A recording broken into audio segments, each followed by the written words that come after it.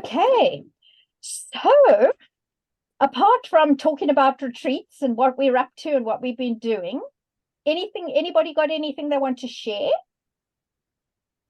What they've been up to? I know I did ask you on the Facebook group the other day, and Diane said she was mulling over things. Am I right? As to what to sew?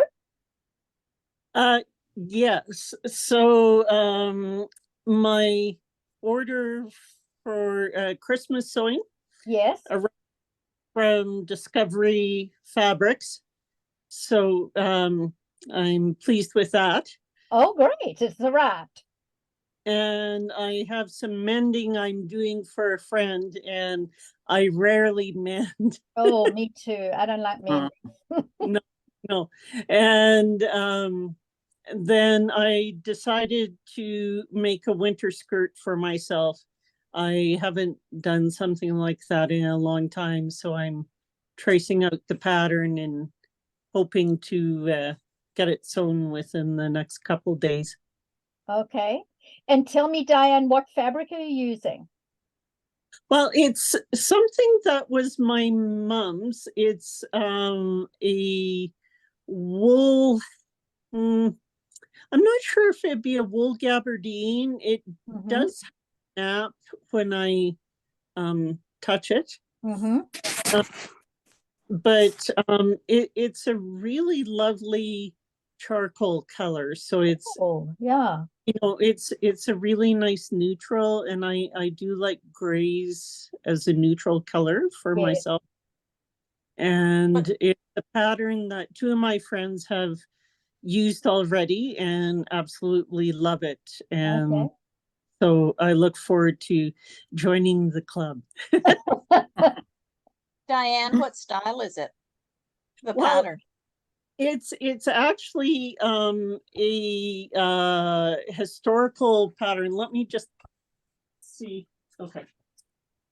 Because I was reading the instructions. So it comes in a historical length and a modern length, but it's called a fantail skirt. Oh,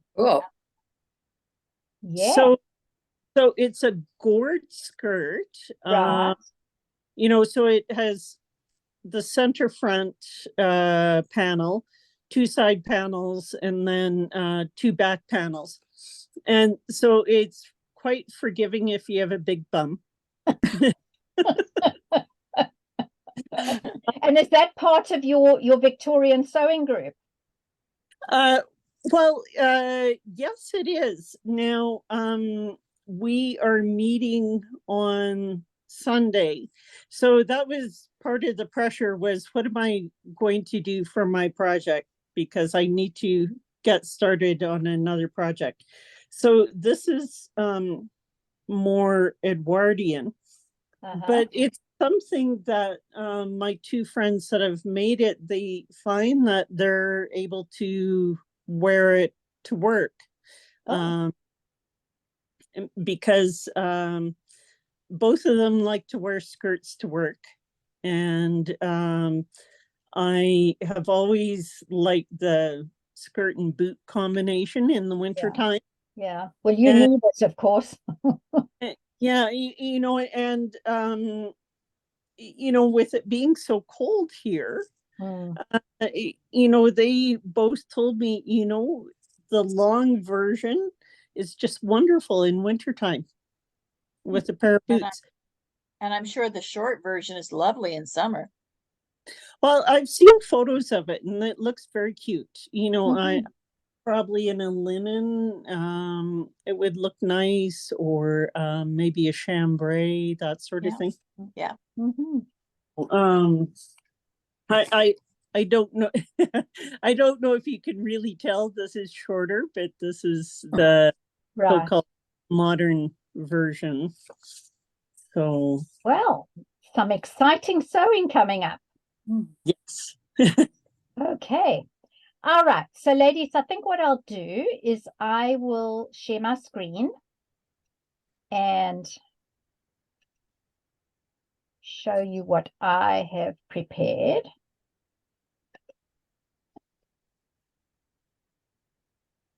Okay. There we go. Okay. So I don't know about you, but I said to my husband yesterday, this is not my favorite time of the year.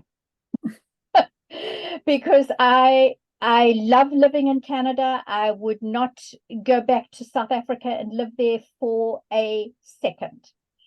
I love to visit there, but I don't want to live there. But the one thing that I've never been able to get used to here in Canada is the darkness. And unfortunately, November and sort of most of December is pretty much a bit too dark for me. So we've had some very gray days here lately. Yesterday and today have not been too bad. We've had sun, but it's a case of keeping the lights on all day. And so that's why I put on there, switch on the lights and sew. And if I have the lights on and the drapes drawn, then I don't get too upset about it being too gray and dark outside. Okay. Again, we know the story. Interrupt me. There's no such thing as a silly question. I think you ladies all know that. I don't know if you took a look at this after I mentioned this last month, but I bought the book on pre-order right just towards the end of the pre-ordering. I think she closed it a day or two before the launch. And I got my book. I bought the PDF, and I have not printed it out because it's a lot of pages, but I will store it on my hard drive. And I have read through it. Basically, when I say read through it, I've flipped through the whole book, and I'm quite happy with my purchase because I have not had a resource up till now that, you know, when you put something on that you've made that's knit. I mean, wovens are an entirely different ball game. But when you put something on that's a knit and you've got drag lines, and something's too tight or it's too loose, I haven't always known where the problem is and how to fix it. And this book goes through everything to do with tops and pants and skirts. And I think it's quite a nice sewing resource to have. And so I thought I'd mention it again. I'm getting nothing from her. Just don't get me wrong. I'm not affiliated with her. I just know for myself and my sewing what kind of works. So I'm going to look forward to getting into that and maybe using some of those alteration techniques.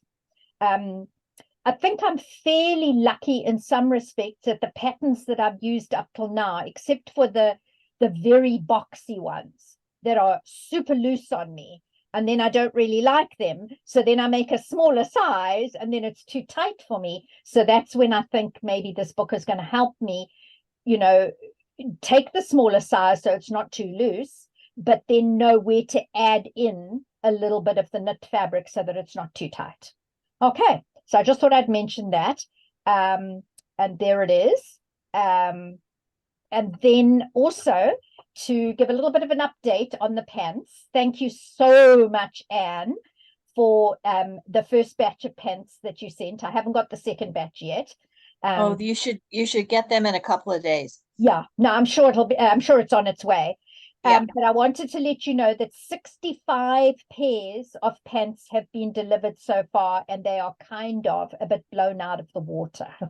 I did ask the lady how many she thought she would need on an ongoing basis, because I wanted to try and establish whether this is one of those areas where I'm going to have to say, you know what, Liz, you can't do everything. Yeah. And she said she thought they would use about 5 a week. So we're talking 25 a month. And that's quite a lot to keep going, unless I have a whole team of sewers for me. And I don't know about you, but, you know, eventually I get a bit tired of sewing the same thing. So I'm still sort of mulling over whether I will do that on an ongoing basis, even if they don't get 25 a month or 20 a month. But in any event, there's another 30 or so pence that are coming in. So you know what? I also bought some. I was a bit naughty because I didn't trust. I thought my target was a bit high. So I bought quite a few pence on Temu. Have any of you come across Temu? Okay, it's like the new Amazon, except that every order, you don't have to belong to Amazon Prime to get free shipping. Every single order is free shipping. And I ordered probably about $100 worth of panties. And I've got quite a lot of panties here. They've been delivered, that I can sort of tuck into the ones that are sewn. And I've still got about 40 or 50 kits that I can sew up sort of at my leisure in the next couple of months. I don't want to really sit down and sew like 25 in the next couple of days. In fact, when I was at my friend's house on the Sunshine Coast doing house sitting and pet sitting, I managed to get 6 in a day done. All right, so I wasn't sewing all day, every day, but I started off and I got about 4 or 5 done. And then my best day, I got 6 pairs done because I was having to take the doggies out for their walks and talk to my husband and prepare meals and so on. So, like I say, I'm reassessing whether I would continue with that on an ongoing basis, and I'll let you all know. Okay. But it's certainly, there's a need there for sure. All right, just a reminder, I reminded people last month, but I'll remind you again that there are some e-booklets on my website that you can go to. And this, obviously, the website addresses are there if you need them, and they'll be on the recording if you want to copy them down and just pause the recording at a later date if you want to go through the recording. Okay. I wanted to invite you all to my seminar with Canadian Quilting Association. I am teaching, I think I mentioned, I'm teaching at Edmonton next year at Quilt Canada. And what they're doing is they're asking, it looks to me like it's most of the teachers, they're asking them to do a seminar. And my seminar slot is in January, the 10th of January. And I made inquiries. And if you are a CQA member, it's $10 for the seminar. If you're a non-member, it's $15. They have not opened bookings yet. I believe she told me it would be maybe in about 2 weeks' time. I'm not sure, but sometime in the next little while. Initially, I was told mid-December, but it may be a little earlier than that. And the website to go to is Canadian Quilters, and then /webinars. My topic is going in circles. And so I've got, I'm doing a class called Going in Circles. So I'm not actually going to give away the contents of the class. They asked me not to do that, but I will give a sneak preview on all my classes that I'm teaching. There's 3 of them. And I will give a little bit of detail on my flowers, which I won't be doing in my classes. And that was what I did on my NJS ribbon winning quilt some years back. I'm going to talk about that and a little bit about my quilting journey. I invite you warmly to attend if you would like to. Okay, so sewing tip of the month. Who has got an idea to share? And I know I'm springing this on you now, but I thought I always dream up everything, and I often don't give you guys a chance to share with us what your favorite sewing tip is. So is there anybody who's got something that is there and top of mind? And I know you're jet lagged, so we'll let you off the hook. Thank you. She only arrived back from the UK this afternoon. Anybody got a sewing tip that they'd like to share? I can tell you what I am doing with this mending. I don't know how well it's going to work in the long run, but Okay. Let me spotlight you so that we can see you. Okay.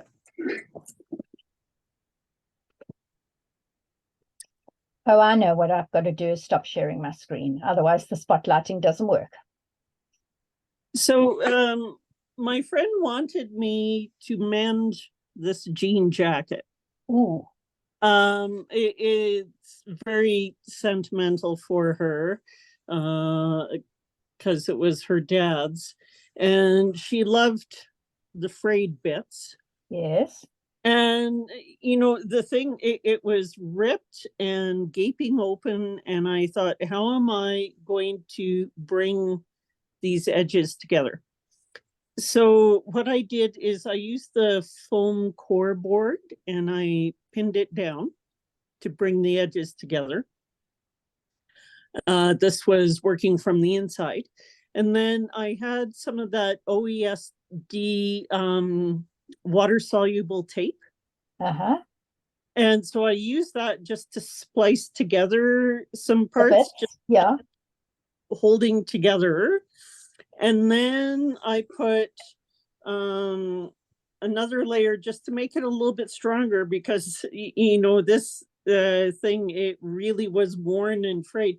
So I have a bit of water soluble stabilizer here with the adhesive yeah, side holding down. So I'm hoping this washes out. yes. But And that's a lining there on the inside of the jacket. So then what I did then is I took this piece of batik. Whoops, sorry. I took this piece of batik. Yes. And I stitched it down along the yoke here. Right. And prior to that, I hand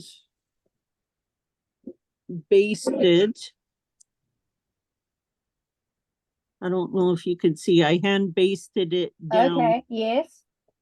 And then I zigzag, because you can see this is right along the collar here. Yes. So then I zigzag this down, just going all the way around this frayed bit. And she wants that frayed bit. She doesn't want it patched. That's right. And so I thought, rather than going back and forth like a person usually would, I zigzagged around here. And so basically you've reinforced it. Yeah. So I'm thinking that this is a different way to use the water soluble stabilizer. Absolutely. Yeah, because you've got to have something to hold it together.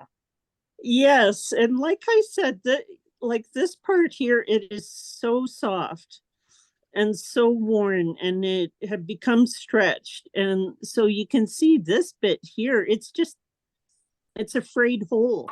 Yes, it's just thread. Yes. And so this, by taping it down, it allowed me to then put it onto this batik, then which gives it some strength. So then what I'm doing to finish it off is I'm hand basting around here. And so I figured that also will help kind of take the tension off the frayed area. Okay. And hopefully have the way she likes it. Okay, thank you. That made me think then of something I did yesterday. I've got some panties that I bought years ago. I don't even want to know how many years ago I bought them. And we talk about eco-friendly. Honest to goodness, the spandex, the polyester, it lasts forever. The elastic goes, but the actual panty doesn't go. And on these panties, what went was the cotton knit gusset. Oh. And so on one of them, I cut the gusset out because it literally had holes in it. That's how long I've had these panties. And I love them. They fit like a glove. They are just so comfy. Very sort of thin polyester spandex. And so yesterday, while I was listening to the seminar I was attending, and I muted myself so they couldn't hear me, and I actually took a little square of cotton knit and I put it onto the gusset and then zigzagged it onto it. So it's very similar to what you're doing. After, of course, I'd cut away the gusset that was not working. So now I have 3 pairs of panties with brand new, lovely pink cotton gussets. So I didn't have to throw those pants out. Fortunately, the elastic is still good. So anyway, so yeah, I don't really like mending, but I actually am quite pleased that I mended those 3 pairs of panties. So that was pretty good. Okay, so let's go back. Oh, you've got something to share, Maury? Go I ahead. do. My best friend and I, last year, I made us each, probably can't really see them. They're placemats. Okay, I'll tell you why we can't see them is because you've got your background blurred. Oh, how do I fix that? That would be in your settings. Oh, well, anyway, Okay. I made us each 4 placemats with owl fabric because she loves owls. And when Okay. I was at my the store in Victoria, which is closing, unfortunately, Oh, I found which one? I knew you were going to ask me that, and it keeps going out of my mind. Okay, don't worry. It might come back. Okay, no worries. I found some more owl fabric. I don't know why this is not showing up. Yeah, there you can see it a bit. Yeah, there we can. Yeah. So I bought some of this fabric, which kind of coordinates with the owl fabric on the placemats. And I decided to make some napkins. Uh-huh. And it's always such a pain to get the folds and everything done nicely. So I got something called the Clover Hot Ruler. Okay. And you can fold fabric right up against it and iron it. And it's got markings on it. So you get perfect measurements. So it made making, all the folds around and the ironing on these 4 napkins. And then I just sewed them around this morning and it worked great. Excellent. So it's a mitered corner, am I right? It's a mitered corner, yes. Yeah, yeah. They can be a bit tricky. Yes. Because if you that is, I don't own one of those, but I've seen it and I think it's a really good tool. It worked great. And am I right? You iron on it, so it's heat resistant. It's not like it's heat resistant. A rotary cutting mat. Yeah. And it's got all the markings and stuff on it.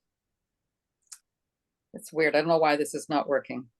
Oh. If you don't move it and you keep it steady, then we can see it. Yeah, we can see it now. Now you can see the markings. Yeah. And it's all in, 1/4, half-inch markings all over. So excellent. It was really easy to use. Yeah, yeah.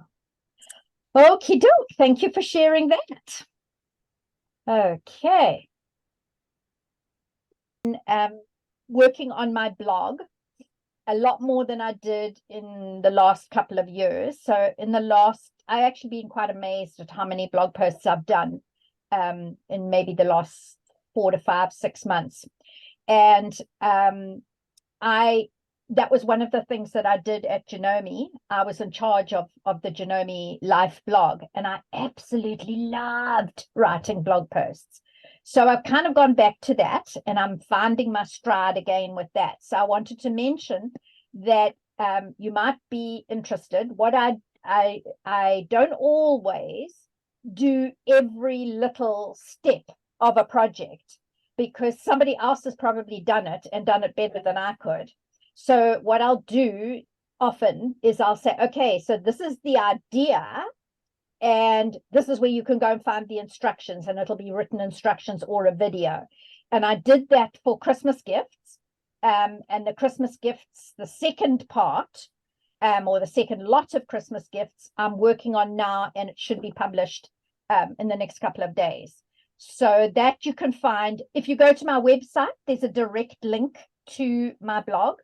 Just up at the top of the home page, it says blog. I think it says blog. And if you don't go via the website, you can go there directly, Sew and Quilt with Liz at wordpress.com, or not at wordpress.wordpress.com. Okay, so I thought I'd mention that because there might be something that interests you. If you want to subscribe, that's great. And what will happen is every time I publish a new post, it will pop into your email box. And when I was with Genome Life, we used to do blog posts almost every day. And some people got a bit fed up with those coming into their email box every day, and they wanted to unsubscribe. And I would say to them, you know what? don't unsubscribe, because maybe you don't do Christmas sewing gifts. You just buy your gifts, or you give people gift cards or something, or you're not interested in, let's say, garment sewing or quilting. Well, when one of those blog posts comes up, just delete the email when you see what it is and move on. But then next time a blog post may come that is on a topic. Like, for example, I did one recently on doing eco-friendly laundry. Not really much to do with sewing, but it's something that all of us, I think, should start thinking about. And I learned something. For example, I did not know that there was a little contraption, for the want of a better word, that you can buy and put in with your laundry, and it gathers all the fibers that shed off your laundry. It gathers those fibers so they don't go into the water system. And I honestly didn't even know such a thing existed. So I'm on the hunt now for something like that, to tell my husband he's got to use it, because he does the laundry. All right. So the November sewing project is Christmas crackers. So again, it's another slightly eco-friendly thing, because you are making your Christmas crackers with fabric. You, of course, I haven't put the lace on the other edge yet, and you can use up little scraps of things that you had. This was actually a tiny scrap of ribbon that was tying up a parcel, a gift. And then I've got some of those little, if I bring it up, those little daisy stitches that most of us have on our sewing machines. I use it a lot. I love that stitch. And I used a heavy thread. So I believe I used a 30 weight thread there. And then here I used a silver metallic thread, and I just used one of my satin stitches. And so obviously I've got to go and repeat that on the other side. I mean, of course, you don't have to repeat it. You can have them all different stitches if that's what you want. And there is one that is finished. And these are little ribbons. This is actually a bit of organdy ribbon, or I think you call it organdy ribbon, that says "Let it snow," and at the top it says "'Tis the season to be jolly." And those were things I picked up actually at a garage sale, and it was somebody from their scrapbooking, and they were just clearing out everything. And all I did was put those 3 little ribbons on, and then some decorative stitches, lace on the end, and then just tie the fabric together. On this particular one, I have something holding it closed, but you don't necessarily have to have that. And I just ended this off with I turned it over and stitched it down. Nothing fancy. If you wanted to make reusable crackers, then you would have to do something like, I saw this on Pinterest, where you've got this part in 2 halves, and they are just very lightly Velcroed together, from what I got the impression, so that if you're at the Christmas table, one person pulls the one end and another person pulls the other end, and then the fabric actually comes apart. But you can use this again next year. And this one is just another little bit of 2 lots of ribbon and some decorative stitches, which might not be that easy to see until I get them up really close to the camera. But there you go. So that's some ideas for you. So those were my little efforts. I've made many of them over the years, actually. But these are my current ones that have not been used.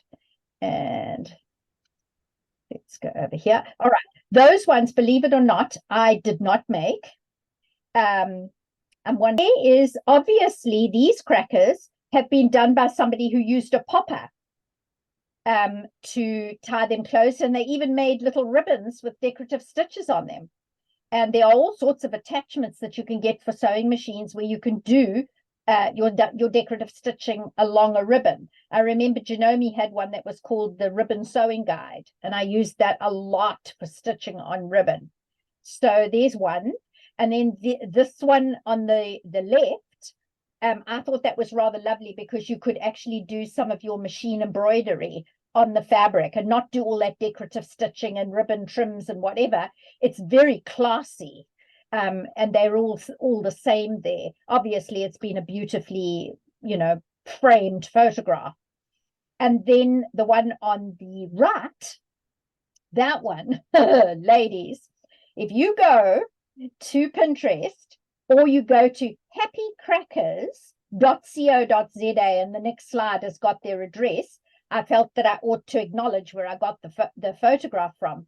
You will not believe how much those green crackers cost. And there ain't nothing inside them. You've got to fill them. I think, if I remember correctly, it was well over £100, if not over £200 for a set of those crackers. Pounds, not dollars. So, you know what, ladies, I got quite excited because I thought, you know what, we could make those super easily, and it wouldn't cost us anywhere near close to £200 with our fabric. Sure, a lot of the crackers that this company does are using Liberty prints. So let's go to the next slide. I'm sure the one on the left is Liberty Prints. All right. And then I do believe it was another company that was offering, it might have been the same company, I can't remember now, that was offering little cross-stitched embroidery, which I'm pretty sure was done on an embroidery machine. But of course, it could be done by hand if you're so inclined. And then I could understand why it would have to be, you know, £200. But if you look at the ones on the left, really all it is some pretty fabric, some gorgeous ribbon, and a little bit of rickrack. And I know we can do that a lot less expensive. All right. So I just thought you could have a very Merry Christmas, and you could have all your Christmas sewing done before the deadline. Thank you very much for attending today. And again soon. Have a wonderful, wonderful Christmas. You too, and enjoy your retreat. I'm going to enjoy mine. Yes, yes. You'll have to tell us all about it next time. I will. Okay, doc. Bye, ladies. Bye. Bye.